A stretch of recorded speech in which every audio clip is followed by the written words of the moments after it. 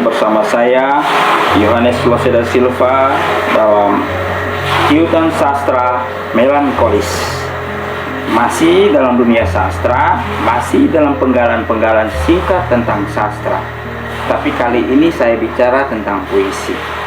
Ya, semua orang pasti menyukai puisi, apalagi yang berkecimpung dalam bidang kesastraan, terutama adik-adik yang masih kuliah di program studi pendidikan bahasa dan sastra Indonesia. Pasti kalian tidak akan melewatkan yang namanya puisi. Baik, di sini saya akan menjelaskan singkat saja tentang unsur-unsur yang membangun dalam puisi. Sebelumnya saya berbicara tentang unsur-unsur yang membangun dalam karya sastra, yaitu cerpen. Tapi sekarang saya akan menjelaskan singkat saja tentang unsur-unsur pembangun dalam puisi.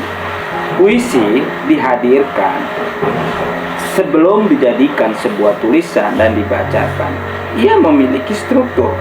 Ya, contoh konkret ketika Anda ingin membangun sebuah rumah, Anda pasti sudah menyiapkan komponen-komponen atau bahan-bahan agar rumah itu bisa berdiri dengan kokoh dan bisa ditinggali untuk beberapa tahun. Nah, seperti itu juga yang terjadi dalam puisi, ya.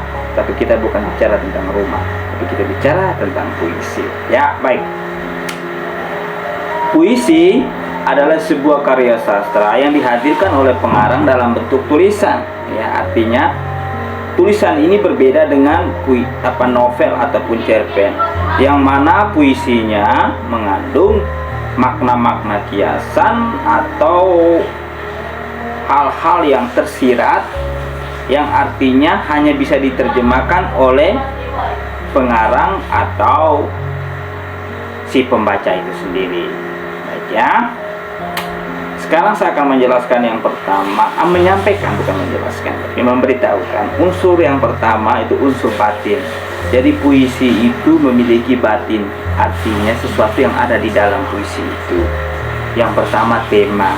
Kita sudah tahu bahwa tema itu gagasan utama atau nafas dari sebuah karya sastra, yaitu puisi itu sendiri. Yang itu pertama tema.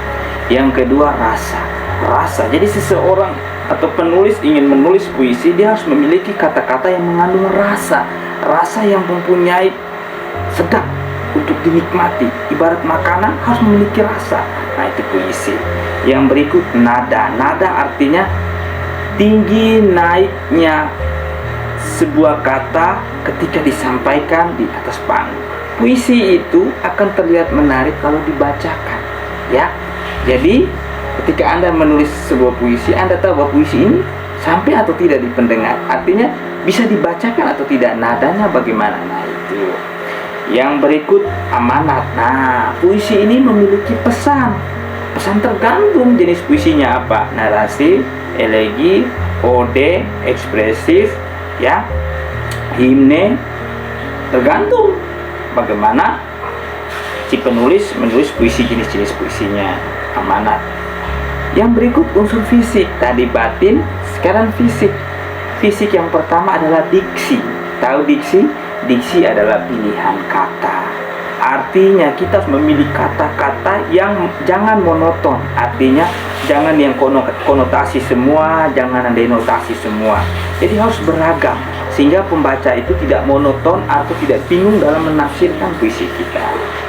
Yang berikut rima. Rima ini adalah kesamaan nada dan bunyi. Artinya ketika kita memilih akhiran A, baris pertama, baris kedua juga jangan A, harus B.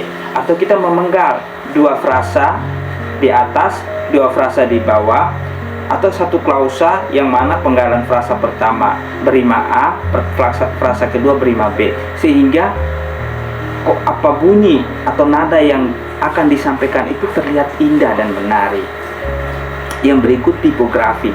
Tipografi ini adalah bentuk puisi, ya. Banyak sekali yang rapi di awal, rapi di akhir. Itu bentuk. Ada yang zigzag, ada yang ya sesuka hatinya saja dia merangkai, ya. Tipografi ini adalah bentuk, ya. Lalu yang berikut imaji.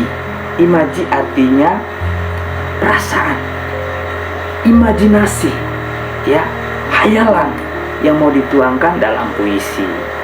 Ya, jadi itu penjelasan singkat saja.